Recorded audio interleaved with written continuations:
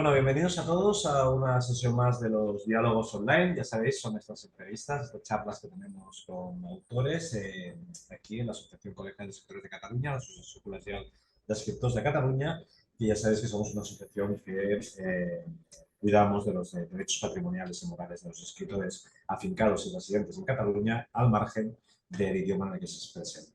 Hoy tenemos con nosotros a Juan Gabriel Vázquez. Él no vive en Cataluña, pero vivió durante una larguísima temporada en Barcelona y en homenaje a aquella época hemos decidido también invitarle aquí a charlar con nosotros.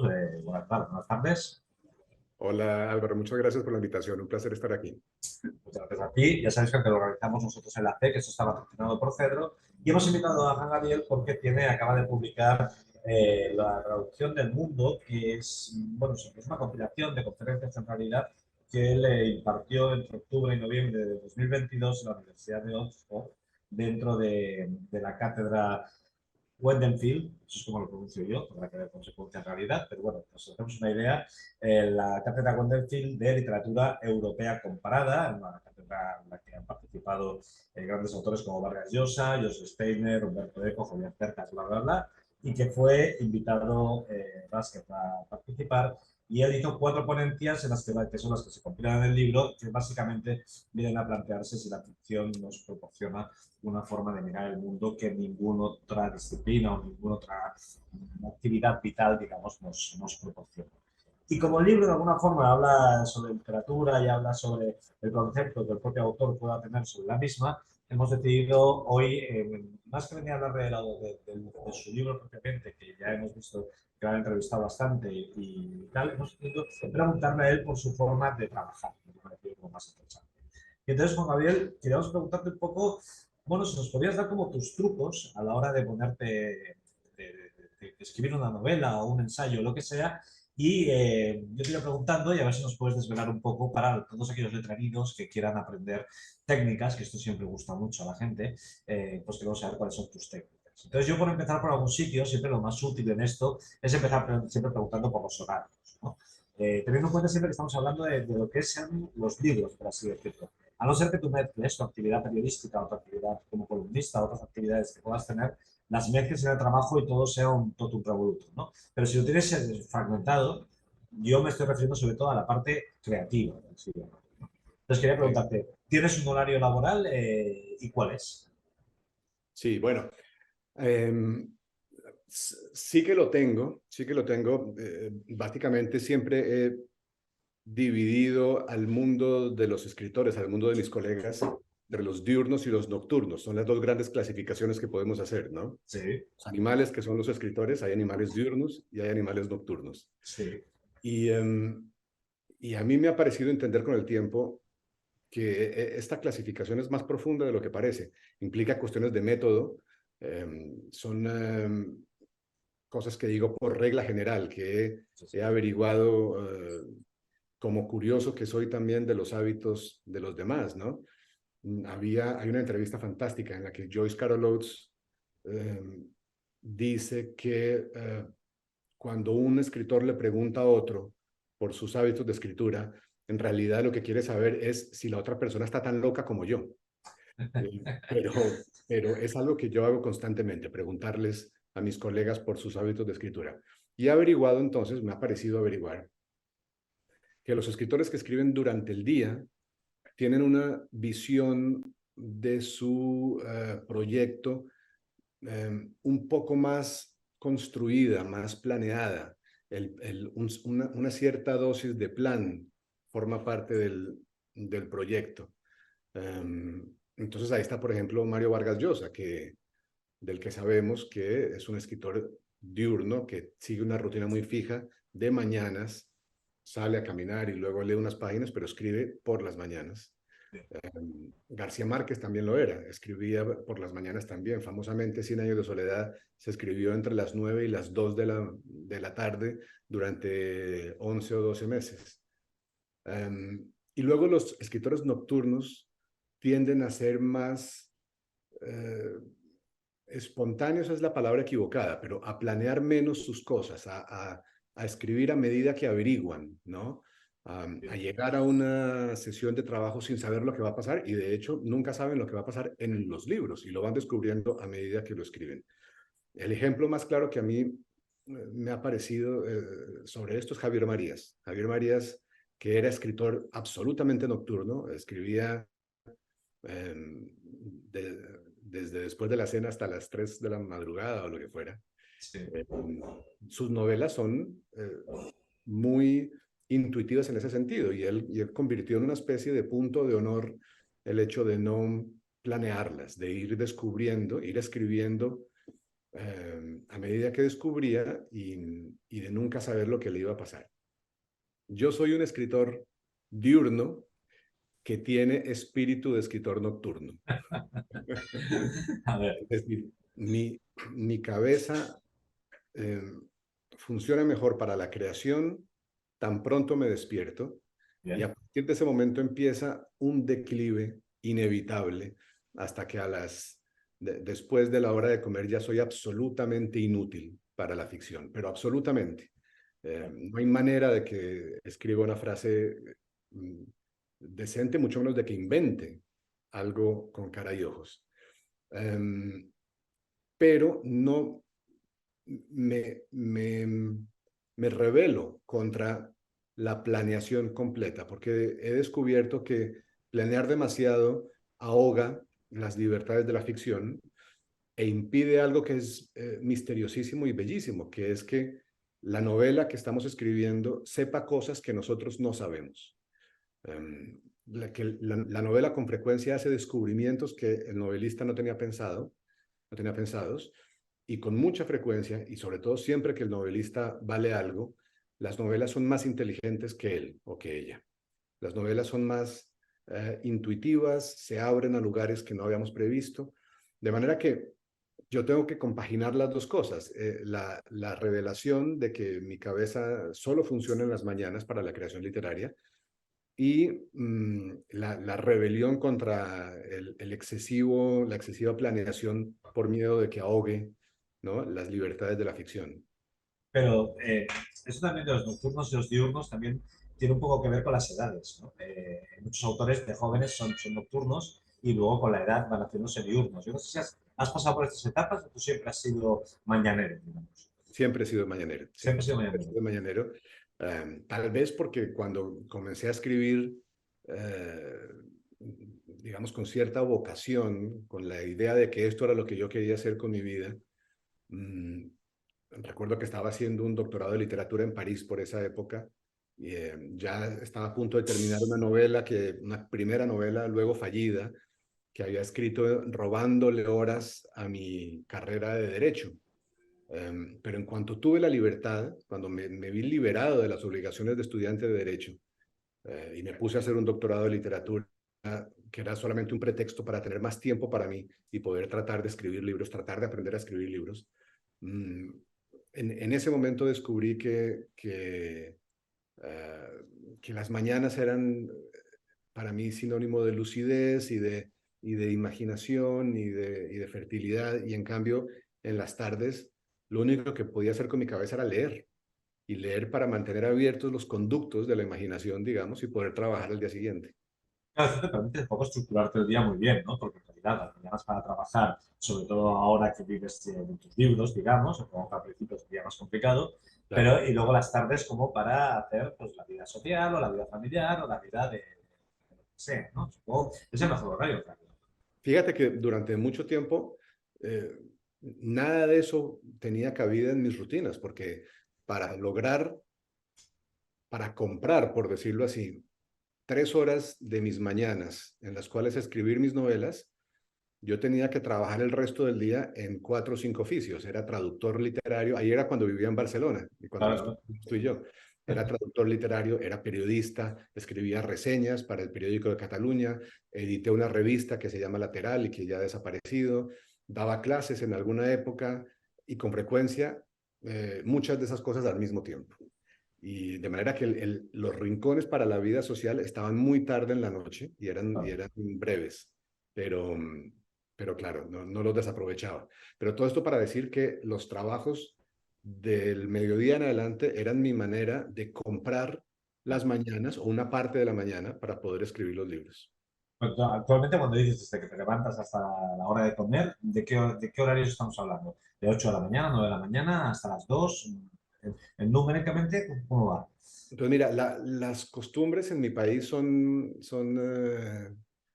tremendamente crueles. Colombia es un país que madruga mucho, ¿Vale? mm, de manera que después de haber pasado 12 años allí, después de llegar de Barcelona, de mis 13 años en Barcelona, Sí, los 12 años de Colombia me han devuelto a las costumbres que siempre he tenido, en las que me levanto entre 6 y 6:30 de la mañana y pues, después de 2 o 3 cafés y de unos rituales que tengo, me pongo a escribir. sabes que te voy a preguntar por los rituales. Claro. Claro, pues adelante. Bueno, el ritual no tiene nada de supersticioso en realidad. No soy como Hemingway que todas las mañanas tajaba cuidadosamente 9 o 10 lápices y los ponía Ya, paralelos para empezar a escribir. No, pero cuando estoy escribiendo, hay, por razones que yo no domino del todo, hay 1 o 2 libros que suelen ser clásicos modernos, libros del siglo XX.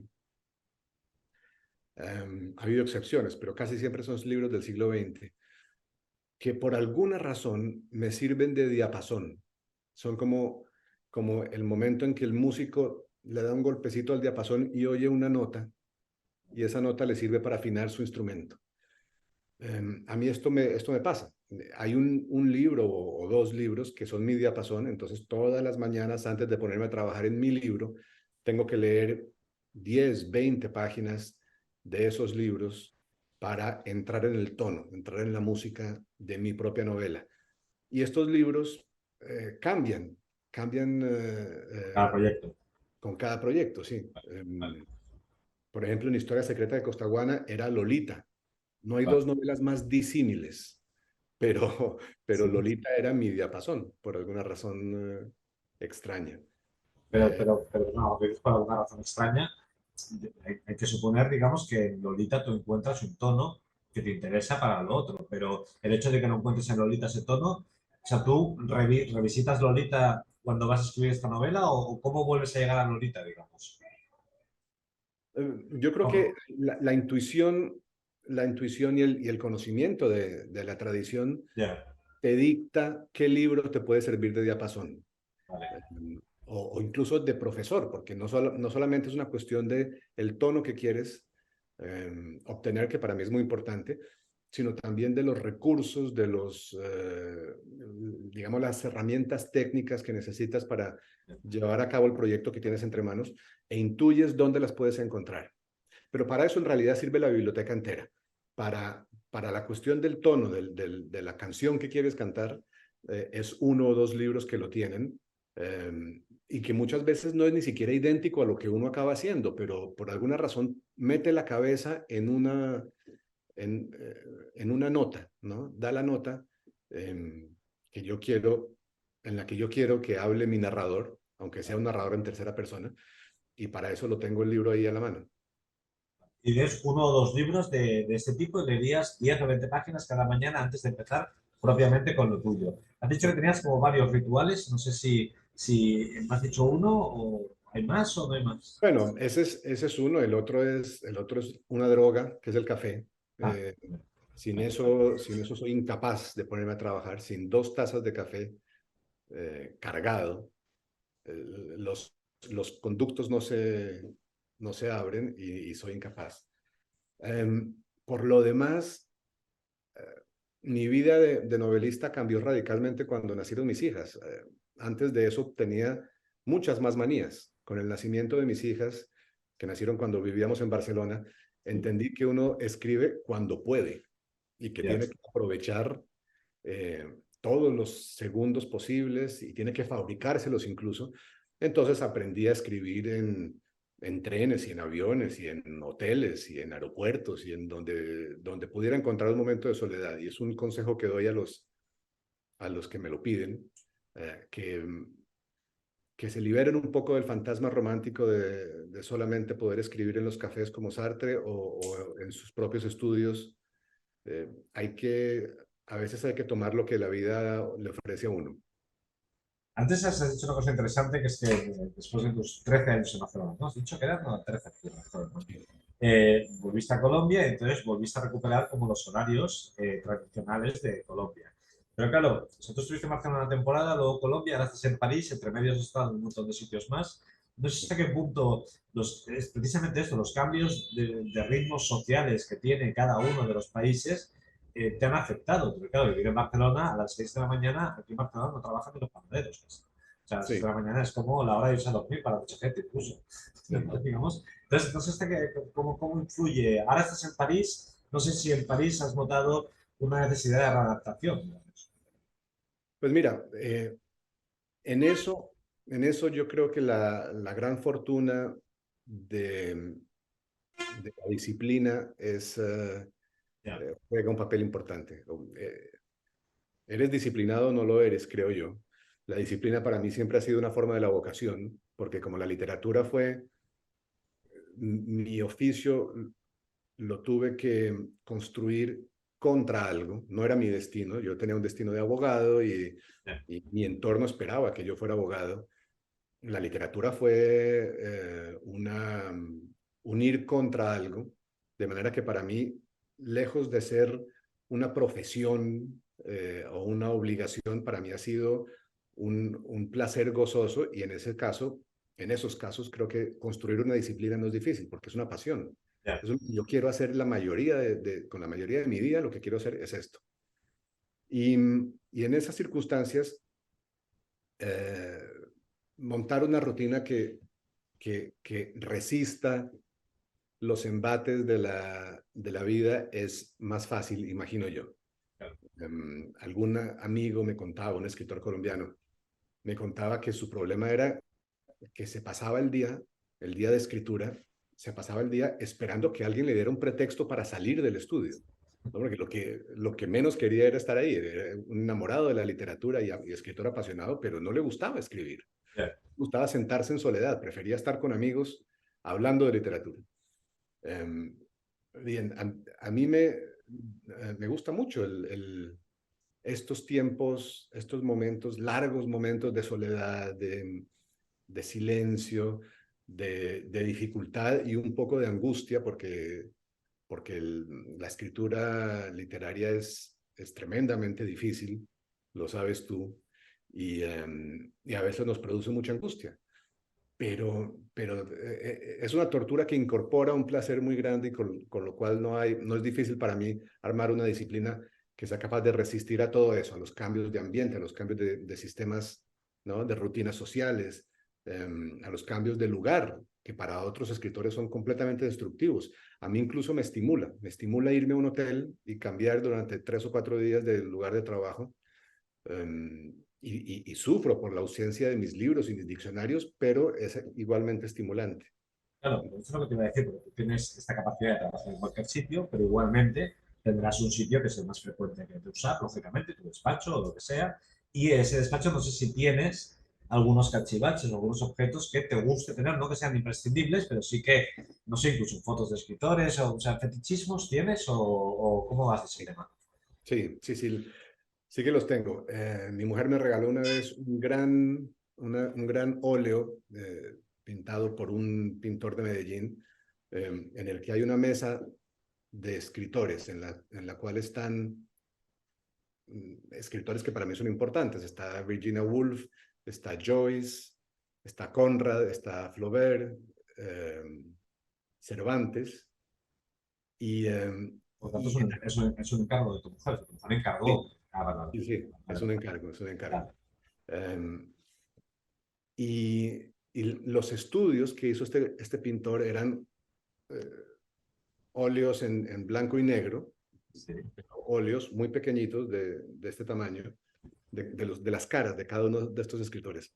Y todo eso me acompaña, todas estas cosas me sirven. Me sirven como, siento que son como, o bien como compañía, o bien como jueces, ¿no? Jueces que te dicen, lo estás haciendo mal, no seas perezoso, hay que trabajar más, y también inspiración. Otra de mis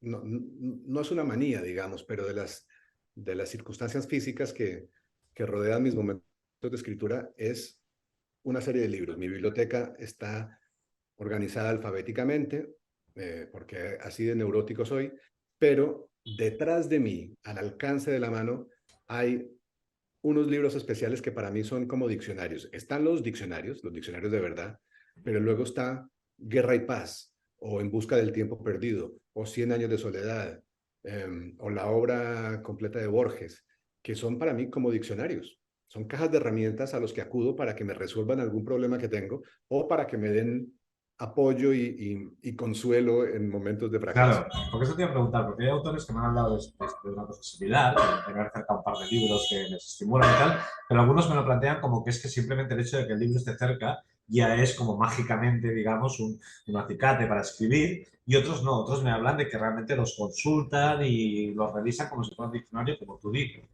Tú estás como entre medio de los dos sitios, ¿no? Pues para mí son son una consulta en términos, por ejemplo, de que yo intuyo cuál de estos libros puede enseñarme a pasar de un párrafo al otro, cuando tengo un problema con eso. Vale. Pasar de un párrafo al otro puede ser una de las cosas más difíciles con las que uno se encuentra en la escritura de un libro. Hay momentos de bloqueo en las que realmente no sabes cómo se llega de este punto aparte a la primera palabra del siguiente párrafo. Y García Márquez es muy bueno pasando de un párrafo al otro. Igual que Hemingway es muy bueno construyendo diálogos.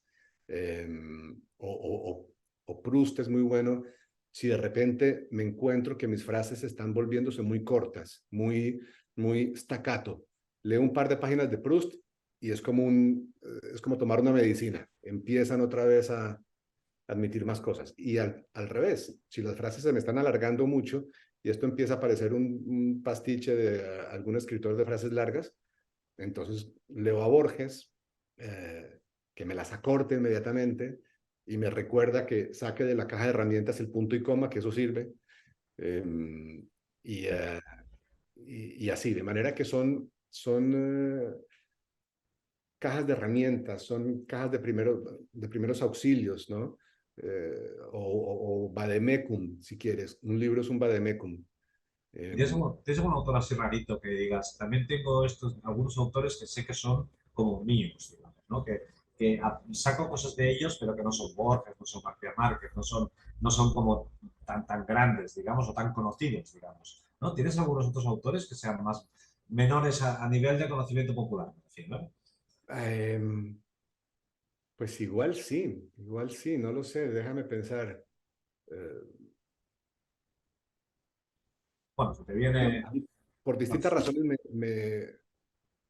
me gusta mucho tener a mano a Piglia, que me parece que es un tipo que leía de una manera tan original. Nos enseñó a leer muchas cosas, me enseñó a mí a leer muchas cosas, y a pensar en la literatura de una manera especial. Y está ahí a la mano para rescatarme con frecuencia, no necesariamente cuando estoy escribiendo ficción. Está, está, por ejemplo, bueno, El Gran Gatsby de Fitzgerald, pero eso también clasificaría tal vez como uno de los grandes. sí. Bajo el Bueno, volcán de Malcolm Lowry, Bajo Bogotá ya es más especial, sí que es verdad. Sigue eso siendo ya es grande, más pero es más especial. Sí. Pero Los estos son, cuentos son de Alice autores, Munro. son autores en general o para Malcolm Lowry lo usarías para alguna situación en concreta o Biblia para alguna situación en concreta, así como has puesto los ejemplos de Borges para frase Sí, corta y tal. Biblia y Malcolm Lowry, ¿en qué situaciones lo usarías? sí. Eh, Piglia, acudo mucho a Piglia y a las entrevistas que dio. Tiene ese volumen de entrevistas que publicó Anagrama, Sí. que es fantástico, como una manera de refrescar las ideas sobre cómo pensar en la literatura, cómo pensar en la escritura, sobre todo alrededor de ciertos temas, en los cuales yo siento que mis libros tienen una conexión con la idea de Piglia, con la idea que tenía Piglia de la novela. Eh, el diálogo entre novela y política, el diálogo entre la novela y el pasado, alrededor de estas reflexiones Piglia pensó muy bien. Y cuando yo siento que mis propias ideas sobre esos temas están cayendo en la pereza o en el lugar común o en los atajos intelectuales, entonces recurro a Piglia para que me dé una palmada en la espalda y me obligue a pensar un poquito más allá, a dar un paso más, ¿no? En lo que estoy pensando. ¿Y Lowry? ¿Para irte a tomar unas Lowry copas? es O... más abstracto, Lowry es más abstracto, no sé qué es lo que me gusta de Lowry. Él está en mi cabeza, pertenece en mi cabeza a la misma familia en la que está eh, Absalón Absalón de Sí, Faulkner, sí. por ejemplo, que son, una temperatura verbal muy particular, frases un poco que te parecen caóticas a veces, pero luego ves que están diseñadas cuidadosamente. Y no sé muy bien, no sé muy bien. Yo a veces, ahora que me lo preguntas, me da la impresión de que voy a bajo el volcán para desordenar un poco la cabeza. Cuando todo me parece que Claro. está muy ordenado en lo que estoy escribiendo y hay que desordenar un poco el párrafo y hay que hacer algo para que entre un poco de aire, para que esté más libre. eh, Inyectar un poquito de caos, para eso tal vez me sirve. Si imaginásemos, si ahora mismo te pusieras con una novela, imaginamos que ahora o bien quieres empezar una novela o bien se te ha ocurrido, porque claro, todo depende de cómo empieces tú, digamos, ¿no? Si es porque te viene una idea de golpe o es que provocas esa idea. ¿Y podrías explicar el resumen, o sea, el proceso así someramente? Tampoco te voy aquí a preguntar todo el proceso con detalle, pero sí, o sea, hay un día que tengo una idea y a partir de esa idea hago un primer borrador de un esquema de ideas, no sé, ¿cómo funcionas? Em, lo tengo muy claro. Ya he publicado varios libros y voy entendiendo cómo trabajo, ¿no? Que he visto escritores, conozco escritores para los cuales la teoría va antes que la práctica y primero deciden cómo van a trabajar y luego escriben las novelas. A mí me ha ocurrido al contrario. Con la práctica me he dado cuenta de cómo funciono y es un proceso bastante claro. Todos los libros salen de un encuentro. Esto con probablemente una sola excepción, que es Historia Secreta de Costaguana, eh, que nació de un encuentro también, pero fue un encuentro con un libro, que era Nostromo, de Conrad. Aparte de ese, todas las novelas han nacido de un encuentro con una persona que tiene una historia, que me cuenta algo que me interesa, o que me cuenta algo que para mí evidentemente es una distorsión o una mentira, o está tratando de ocultar algo. Um, pero luego hay una curiosidad por esa vida. Pero disculpa, ¿una persona normal de tu entorno o es que has hecho un viaje que ha sido un entorno extraño para ti y entonces ahí pues, has conocido gente nueva que te ha contado historias nuevas? ¿O es alguien de tu entorno que de golpe te dice algo y te quedas clavado en eso? Me ha pasado todo, Vale, me ha pasado todo. Mira, Los Informantes nació de una persona que conocí durante un fin de semana vale. en un lugar de veraneo en Colombia. Um, Esta mujer quedó sentada junto a mí en una comida, una mujer mayor, y de repente empezó a contarme de su experiencia como inmigrante judía en Colombia, habiendo llegado al país en el año 38, y me cuenta que su padre, que era judío también, estuvo a punto de ser internado en un campo de confinamiento para ciudadanos enemigos, para simpatizantes del nazismo, del fascismo, que el gobierno colombiano había montado. Entonces ahí ya Y le todo pedí. esto inopinadamente, o sea, tú no estabas en una cena de gente judía en Colombia, o sea, estabas en un entorno normal y de golpe, la casualidad, te dio esta regalo, ¿no? En la Vale. conversación. Yo tengo que decir que dependiendo de la circunstancia, pero eh, suelo, puedo ser muy curioso. Si hay algo, una persona que tiene un rasgo Ya. que me resulta inusual, ahí me puedo volver un preguntador insaciable y entonces salen cosas, salen Claro, historias. sí, sí, la pregunta obtiene respuesta, claro, claro. Claro. Con esta mujer, después de este almuerzo, entonces ya hicimos una cita para hablar durante 3 días y de ahí salió la novela Los informantes. Pero mi última novela, Volver la vista atrás, nace de conversaciones también, pero con una persona que yo conocía desde 12 años antes de comenzar las conversaciones, que era un amigo, un director de cine colombiano, Sergio Cabrera, a quien yo conocí a principios de siglo, y en el 2012, después de 12 años de amistad, empecé a darme cuenta de que yo tenía que escribir la vida de esta persona. Y empezamos a hablar con más método y de ahí salió la novela. De manera que, y las otras novelas también, nacen de encuentros impredecibles, a veces con gente de mi entorno, a veces con desconocidos, a veces con una persona que no volveré a ver nunca, ¿no? Que es un encuentro de un par de horas en el que hay algo interesante. Y de manera que mis primeros pasos con la novela son pasos periodísticos. El periodismo es un oficio al que le tengo mucho cariño y mucho respeto, y he escrito crónicas que algún día recopilaré en un libro, y me gusta mucho el ejercicio de la non-fiction, el ejercicio de ir a lugares y ver y oír a la gente y hacer preguntas. Y mis primeros momentos en la escritura de una novela son ese ejercicio periodístico.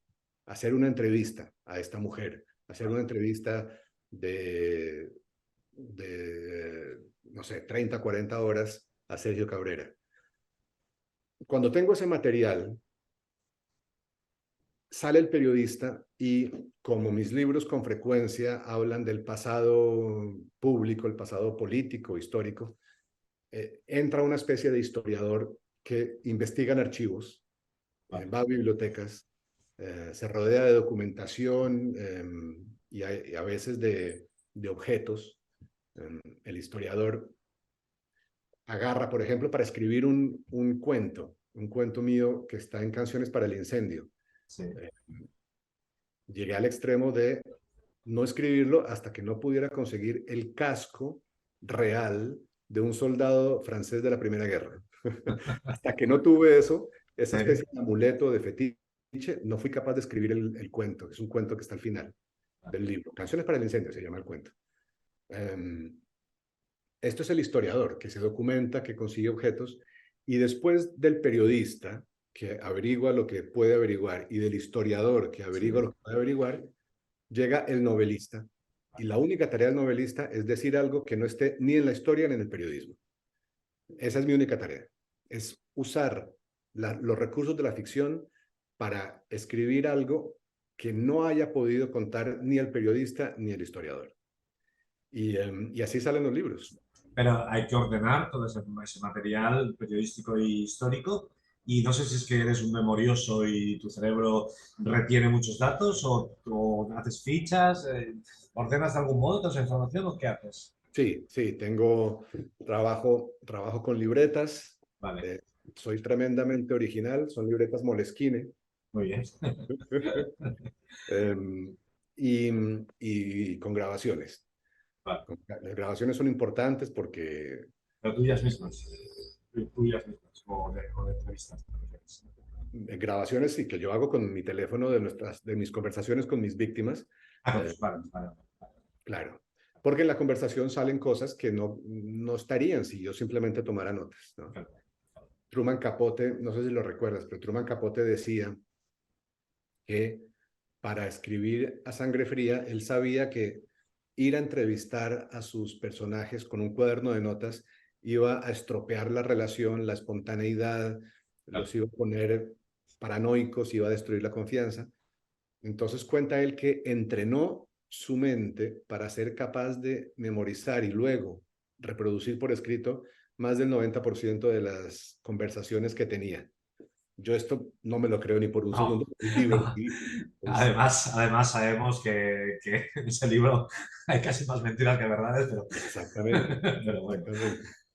Pero, y entonces luego cuando ya aparece el novelista y se pone a escribir, el novelista escribe directamente en el ordenador, deja las páginas limpias una a una o escribe a lo bestia y luego corrige.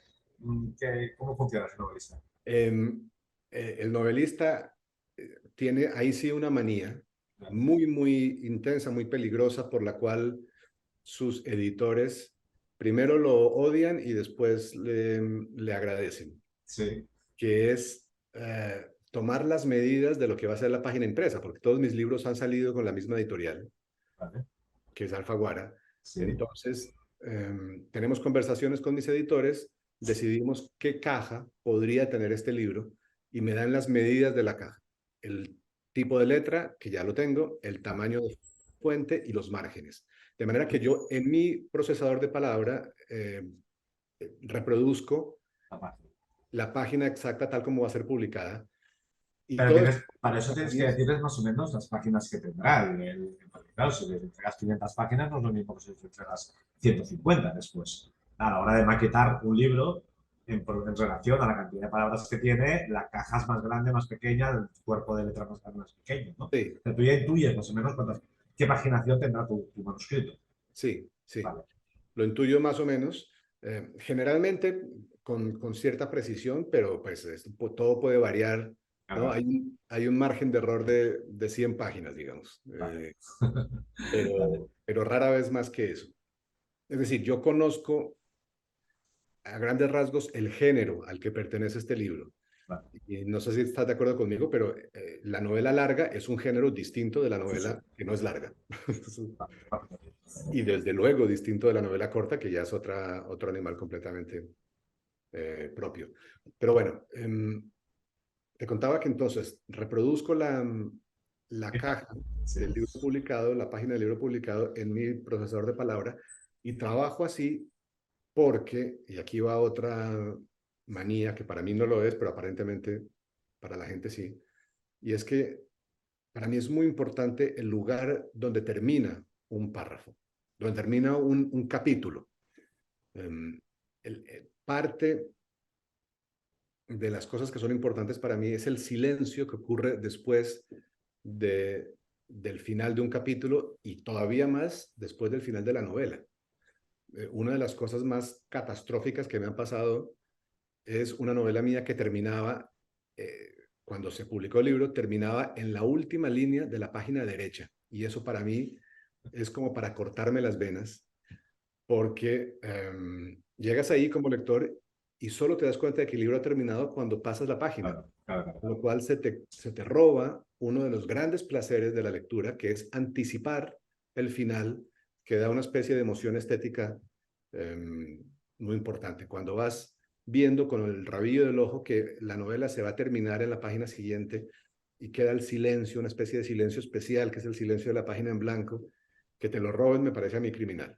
Y en una situación así, ¿de qué carácter eres tú más? ¿De cortar palabras para que el párrafo acabe donde tú quieres, reduciendo el tamaño del capítulo o ampliando el tamaño del capítulo? Por tu carácter, ¿hacia dónde vas? Pues es una muy buena pregunta.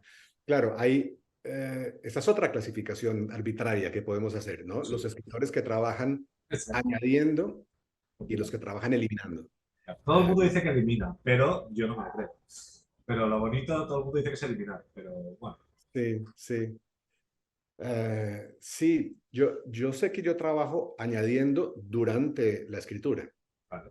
Durante la escritura, yo puedo terminar un capítulo de 20 páginas y para cuando termine el siguiente, he ido volviendo al anterior, metiendo cosas, añadiendo frases, añadiendo palabras, y acaba siendo más largo de lo que era antes. Mm, Y este es el proceso durante la escritura. Al final de la escritura creo que sí hago algo de corte, pero escribo con las riendas tan cortas, Vale. prohibiéndome los excesos, prohibiéndome los caprichos, que rara vez me toca cortar. Más Ya. bien, como te digo, mi manera de corregir es añadir cosas que faltaron. Pero eso es por el rigor excesivo con que pongo cada frase. Y ya casi te dejo que veamos un buen rato, pero en esas añadiduras que vas haciendo a medida que avanzas y retrocedes para corregir, para añadir al capítulo anterior y tal, se puede decir que en cada jornada laboral dejas un poco el trabajo cerrado, aun cuando luego tengas que volver para añadir alguna frase. O sea, te quedas por la noche diciendo, yo podría mandar esta página de imprenta ya si quisiera, o no tanto. Sí, sí. Sí, Sí, trato de que sea así. Esta conversación la tuve hace mucho tiempo, cuando yo era muy joven, con Muñoz Molina, sí, que me contaba del momento en que descubrió con felicidad que uno podía hacer eso que dice Borges en el Aleph, que es abrir las compuertas de la imaginación y después hacer uso de la lima, ¿no? Como vomitarlo primero todo y después empezar a pulir y a cortar. No, a mí me gusta más bien sentir que cada página que termino podría irse a la imprenta, eh, y luego, desde luego, nunca es así. Ya. Nunca es así, quiero decir, ni siquiera cuando el libro está publicado deja uno de corregir. A mí me ha pasado, mis segundas ediciones siempre tienen correcciones, invariablemente. Um, y, uh, y creo que incluso las terceras ediciones estoy todavía haciendo cositas, cambiando de opinión, siempre que no desbarate el trabajo de mis editores, ¿no? Um, pero siempre hay la angustia de que un libro nunca está terminado realmente, ¿no? Alfonso Reyes decía que publicamos los libros para que no se nos vaya la vida corrigiendo los borradores. Y yo he encontrado que ni siquiera publicándolos se acaba el trabajo. Pero normalmente los autores que cada día podrían mandar la página de imprenta o que intentan, digamos, acabar la jornada con una legislación, estos autores normalmente tienen como una productividad diaria autoimpuesta. Es decir, dicen, no hago más 2 páginas al día porque si no puedo hacer 8 pero más corregidas, ¿no? ¿Tú tienes una cuota, digamos, de trabajo al día medida? Tengo un mínimo. Me acaba de Vale, caer algo, pero no importa. Tengo un mínimo, suelo tener un mínimo sin el cual siento que la novela no se va a terminar nunca. vale. Es la única regla que me impongo. Pero si el trabajo va bien y yo siento que puedo escribir una página más, lo hago. Solamente tengo cuidado, y esto es algo que he aprendido con la experiencia, una vez cumplida la dosis diaria, Sí, trato de interrumpir cuando tengo cierta claridad sobre lo que viene, vale. porque lo contrario es que al día siguiente te encuentras con el vacío Ya, el método de la... Hemingway, ¿no? El método Sí, exacto, ¿Y exacto. esa productividad diaria cuál sería ese mínimo diario? Suelen ser 2, 3 páginas, Dos, sí, tres páginas. Vale, sí. vale. 2, 3 páginas, pero recuerdo perfectamente cuando estaba escribiendo Las Reputaciones. Me fui a una especie de retiro en Stanford, en la Universidad de Stanford, en California, y, y esto quedaba lejos del campus. Yo no conocía a nadie, conocía a 2 personas que pasaban a verme una vez por semana para ver si seguía vivo.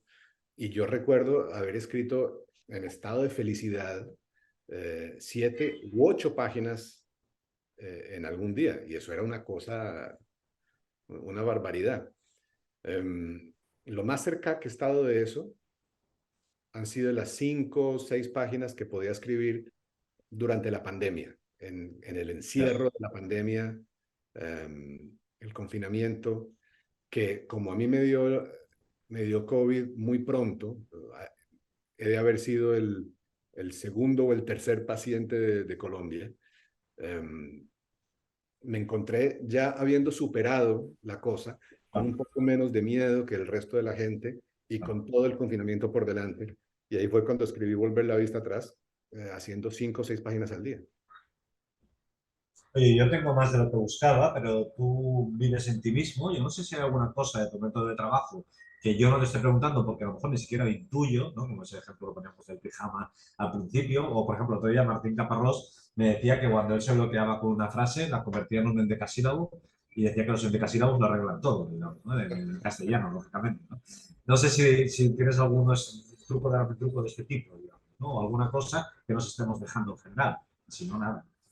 Bueno, mira, hay tantas cosas. Yo creo que los novelistas en particular, creo que los poetas también, pero los novelistas estamos llenos de estas manías, de estos trucos, porque son la única manera de construir un poco de orden que, que, que repare o que compense el desorden de lo que es inventar, ¿no?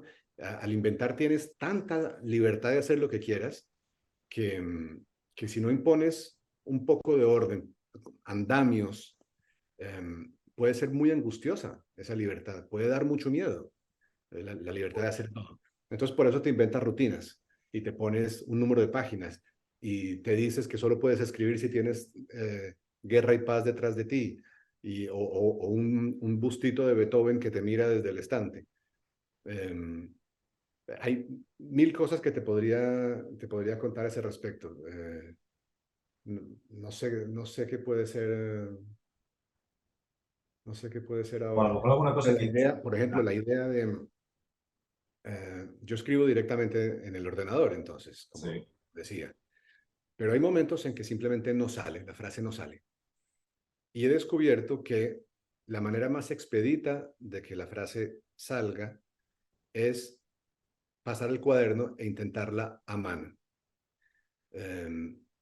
Eso suele funcionar porque además eso me obliga a salir del escritorio y ir a la silla de lectura y cambiar una serie de cosas.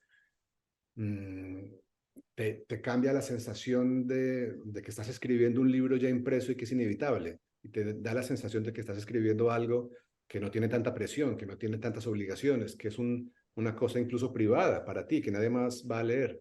Y entonces ahí sale la frase con más facilidad. Porque cuando tú quieres escribir a mano, digamos, te vas a lo que tú has llamado silla de lectura, que entiendo que es la butaca para leer, digamos, ¿no? O Sí, sea, no lo harías encima del escritorio lo de escribir a mano. Te vas a no, la butaca. sí. Vale, vale, vale. Vale, no, que sí, cada uno, cada loco con su tema, bueno. Claro, claro. Y luego, por ejemplo, mira, cuando estaba terminando El ruido de las cosas, no, volver la vista atrás, eh, me di cuenta de que con cada libro había hecho lo mismo al terminar el libro y era imprimirlo y eh, disponer delante de mí sobre la mesa del comedor todos los capítulos para tener una visión de la estructura Vale. especial. Y ahí descubrí, con esa novela en particular, un error estructural que no había entendido antes, y fue cuestión de intercambiar el lugar de los capítulos físicamente sobre la mesa del comedor para que la novela entera cobrara otra dimensión y yo pudiera seguir ahí sí por el camino correcto. Entonces, no sé, son Bueno, tantas, fue muy bueno, fue último, muy bueno esto. Claro, eso bueno, llevó a reescribir muchas cosas, porque no se puede cambiar un capítulo de orden según palabras. claro, claro. Claro, pero son cuestiones de disposición arquitectónica de una novela, la construcción arquitectónica, y en realidad es que eh, eh, meter una novela larga y compleja en la cabeza es difícil. Entonces, esta relación física, ¿no? con el material te ayuda mucho. Pues oye, te dejo, te libero ya para que tengas la tarde, que ahora te toca la tarde social y la tarde callejera, digamos. Te libero para eso, te doy las gracias por todos estos secretitos, digamos, que nos has regalado. Recordar a la gente que estábamos con Juan Gabriel porque acaba de publicar la traducción del mundo en Alfaguara, que son sus conferencias sobre su visión de la literatura y que pinta la literatura en la realidad, digamos, en nuestras vidas. Y nada, y darte las gracias por este rato y esperar verte por Barcelona lo antes posible. Gracias, gracias, Álvaro. Un placer la conversación como siempre. Un abrazo muy grande. Hasta Un luego. abrazo.